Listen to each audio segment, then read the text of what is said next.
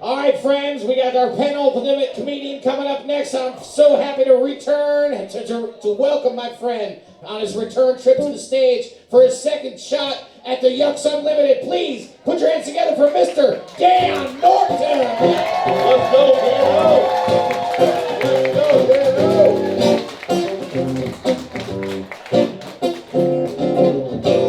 Hi, everybody. My name is Dan. I am 40 years old. I was born in 1984, which I recently found out, to my shock and horror, means that I am a millennial. So I've been the problem this whole time. I owe everyone a sincere apology. I'm sorry about the economy, the housing market, and the price of eggs for some fucking reason. This whole time I thought it was, corrupt politicians and greedy corporations and insatiable billionaires putting their boots on the necks of the American working class, but turns out it was me the whole fucking time. So my bad, everybody. I was, like I said, I was born in '84. I grew up in the '90s. And in the '90s, I was part of a small subset of the population, of the small town, suburban white population that were obsessed with the clothing styles and music of the urban black population. And there was a term for that in the '90s, and that was called a wigger. A what? You heard me, I said wigger. That was, it could have been worse. I could have been a juggalo. I can see you as juggalo. I can see you as juggalo. How are the juggalos doing? Are they still going strong? I hope so. Bless their little painted faces and hatchets. I like to picture a middle-aged juggalo that's got a corporate job. You know, he's got to hose off his makeup to go see HR because somebody heard him playing his music too loud in his cubicle. Just the whole time wishing he's at the dark carnival. But no, wigger, for those of you who are late to the party, wigger is a shorthand term for white nigger. No, we're not. Nope. Nope. No.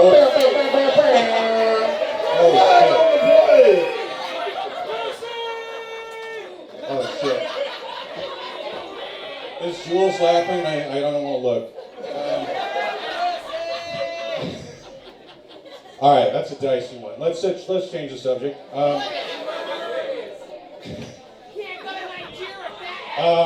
So I've recently become interested in witchcraft. Not for spiritual reasons, just because I think it'd be cool to put a hex on somebody. Rude people, just you see a guy being a dick to a bank teller or something like that, or having a loud speakerphone conversation in a crowded theater, and then you boil up some chicken bones and a bat wing, and boom, that guy has genital warts. If any of you guys caught our show at the Porcupine Theater about a month ago or so, you might be able to guess who the inspiration for this newfound hobby is for me. I like to mash up a bunch of rat penises and into a paste and rub them on a doll, and then Ben Martin can't get a boner for a year.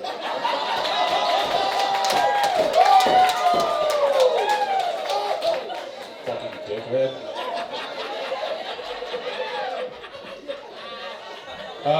I realize I don't look like a witch. You wouldn't necessarily look at me and think hey, as a confused teenager, that guy wore FUBU. But here we are.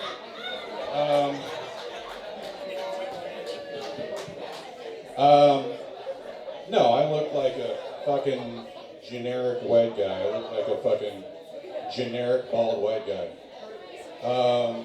Not like Orion's guy. Orion's a bald white guy, but he's got a unique look. He looks like a 6-foot hot dog wished to be a real boy and developed a drinking problem.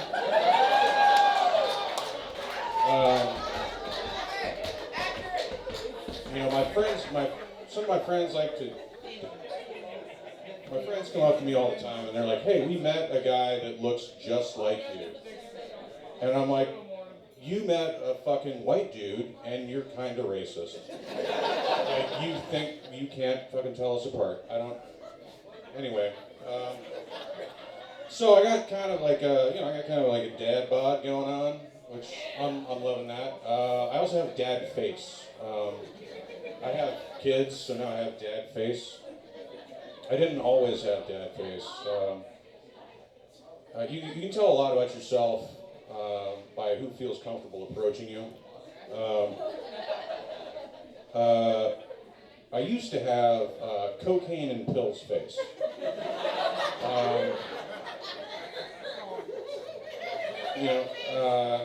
People would see me and be like, "That guy has drugs," or at least knows where to find them. And they felt very comfortable approaching me about that. And that worked equally for drug addicts and police. And just because they were right, I didn't appreciate the judgment.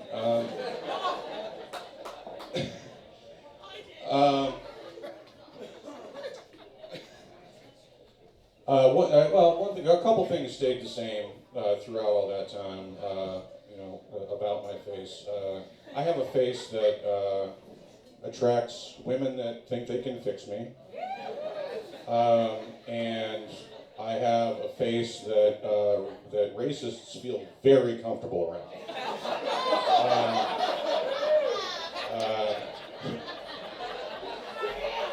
And that people come up to me and say some wild shit and be like, "You're on the team, right?" And fucking no, dude. And that used to bother me a lot. But I've changed my perspective on that a little bit. It's a little bit flattering now. It's like, thanks for being yourselves, you guys.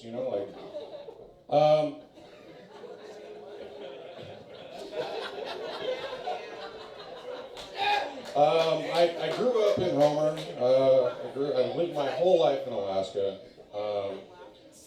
I briefly resided in Kenai at a fun little housing establishment up there called Wildwood Correctional.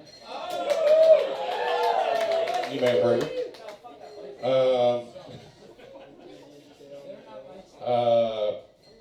That's my way of saying I never went to college. But I have played Scrabble with murderers, so that's an education in itself. After I got out of jail, I started working in a lot of different restaurants. And I don't know if you guys know this, but people who work in restaurants are fucking savages. Okay? You're a bunch of fucking animals and you know it. Everybody's doing drugs and fucking each other. It's fucking crazy. The whole kitchen staff is out back smoking bowls, fucking busters doing lines off the prep table. Somebody's getting jerked off in the walk-in. It's fucking crazy.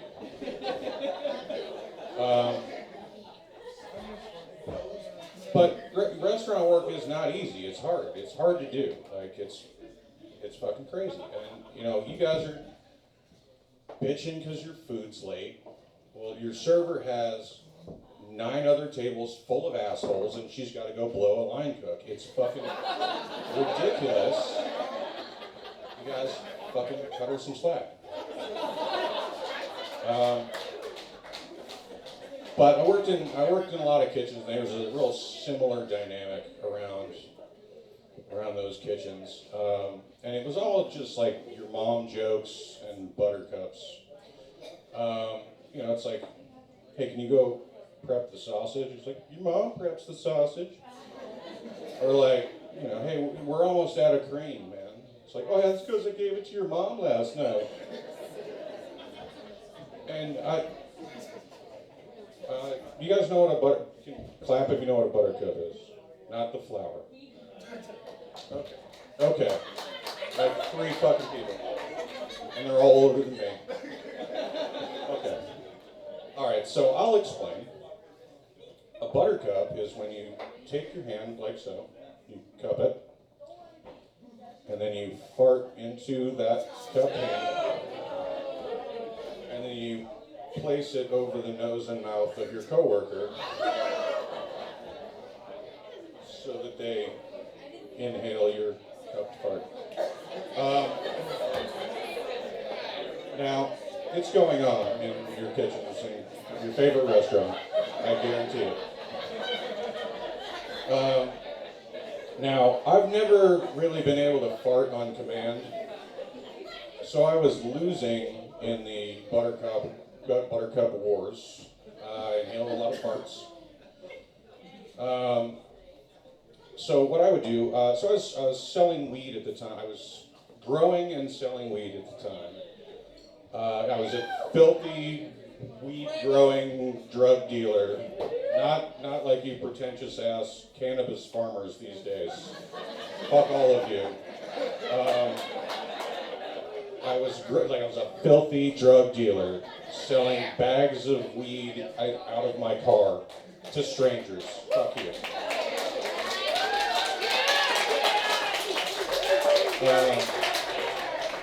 Did I mention my parents are here? So I had access to a lot of Ziploc bags.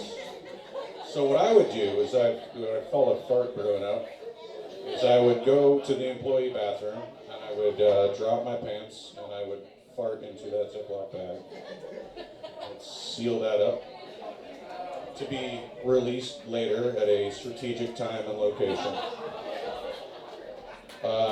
which I think is technically chemical warfare. I think that makes me a war criminal. Or at the very least, a domestic terrorist.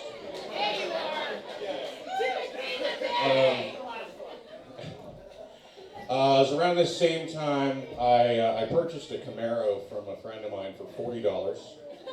And this thing was worth every bit of $40 fucking dollars. This thing was a piece of shit.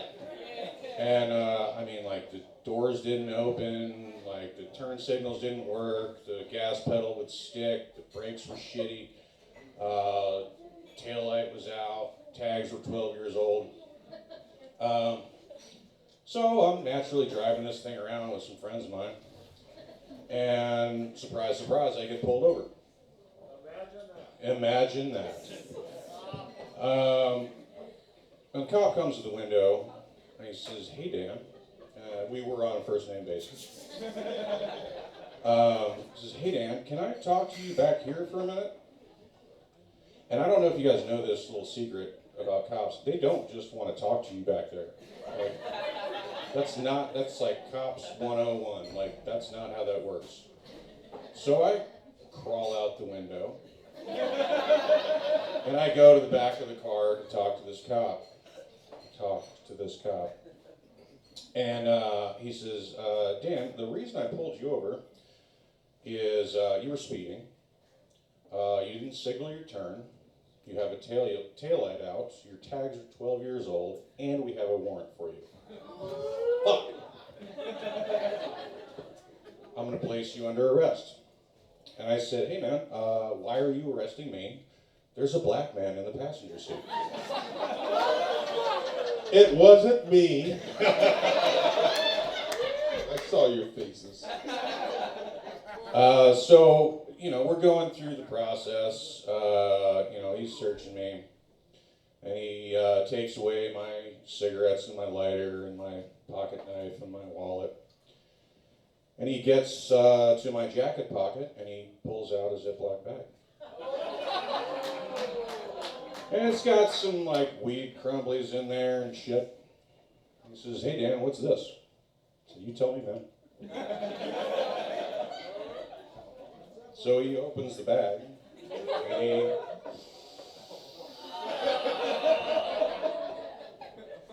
And I'm here to tell you that going to jail fucking sucks, okay? But if you make your arresting officer puke, it takes a little bit of the sting off it. Yeah, good for bed. How are we doing on time, Ryan? We're at 15 minutes right now, Dan. Keep going? Let's wrap it up, man. All right, We got man. one more man to go. Thank you, Dan. Thank you very much. All right, you guys. Thank you all for coming. Be good to your servers and bartenders tonight, even if they are filthy, sexual, degenerate animals. Because if you don't, I'm going to be at home boiling frogs later, and you're going to wake up with a fucking rash. Dan Norton, ladies and gentlemen, Mr. Dan Norton. Yeah, Strong set, bro. Strong fucking set. Love it. Well done. that was How he great. reminisced about his time working here at Alice's Champagne Hey. Palace. Yeah. I want to say, I got a few notes. I cannot wait. Several of them are about your face. You're 40. You look terrible. I know, dude. Also, about your face, I know why the racists come to you. I know. Hey, It's clear. you're just dog whistling yourself out there. All right, and the very last thing, even your car thought you was racist. You had the Dukes of Hazzard out of your fucking car? Classic Dukes of Hazzard Oh move. my God. Hey man, you did great. You had great stage presence. Keep it up. Yeah, You're right. It's Killer incredible. delivery, and love the transparent shit. So fucking tasty. Let's do an audience question real quick here. Coming from the bottom of the hat, Dan. What's the sexiest thing your dad ever did? Think about it.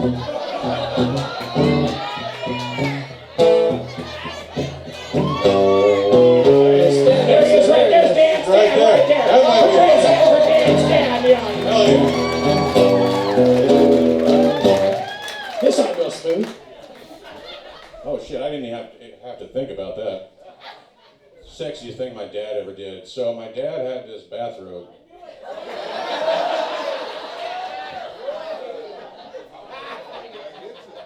Now, as a slimmer man, the thing was barely fucking, barely passable. Okay, it was mini skirt level. Okay.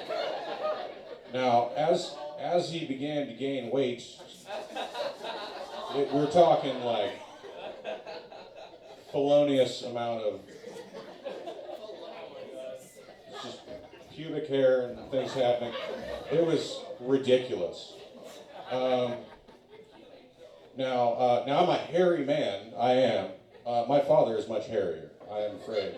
But he would parade himself around the house, regardless of who was there, in this absolutely criminal bathrobe.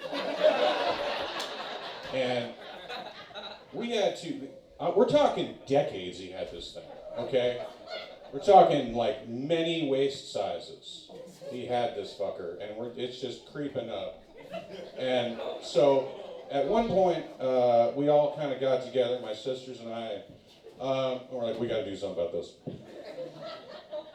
And we got together and got him a Christmas present of a much longer bathrobe. Now, because we were definitely approaching like dick territory. Like it was another I don't know, 5 cheeseburgers away from like really seeing his dick. Anyway, sexiest thing my dad ever did.